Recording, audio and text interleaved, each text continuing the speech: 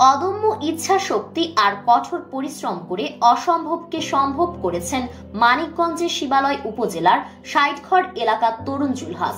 নিজের হাতে তৈরি প্লেনে চড়ে আকাশে উড়ছেন তিনি। এ যেন বাংলাদেশের প্রযুক্তি উদ্ভাবনের নতুন দিগন্ত। শৈশব থেকেই বিজ্ঞান ও প্রযুক্তির প্রতি ঝোঁক ছিল জুলহাসের। 2021 সালে প্রথমবারের মতো রিমোট কন্ট্রোল প্লেন দেখার পর তার মনে নিজের হাতে প্লেন বানানোর স্বপ্ন জাগে। তার বাস্তব রূপ দিতে শুরু হয় নিরলস গবেষণা। ইউটিউব ভিডিও ও বইপত্র ঘেটে ধাপে ধাপে প্রয়োজনীয় যন্ত্রাংশ সংগ্রহ, নকশা তৈরির কাঠামো সাজানো সবকিছুই একাই করেছেন তিনি। দীর্ঘ প্রচেষ্টার পর অবশেষে সম্প্রতি নিজের হাতে তৈরি সেই প্লেনে চড়ে পরীক্ষামূলক 25 ফুট উচ্চতায় উঠতে সক্ষম হন জুলহাস।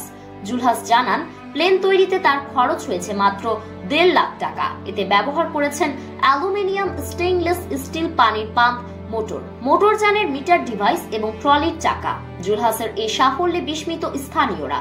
ঘটনাস্থল পরিদর্শন করে জুলহাসের উদ্ভাবনে সার্বিক সহযোগিতার আশ্বাস দেন জেলা প্রশাসক। জেলা প্রশাসক বলেছেন, উদ্যোগ এটিকে যদি বাণিজ্যিকভাবে একটি যুগান্তকারী পদক্ষেপ হবে। তার এই প্রজেক্টটি যাতে সফল কাম হয়, এই জন্য জেলা প্রশাসন আমরা সার্বিক সহযোগিতা করব।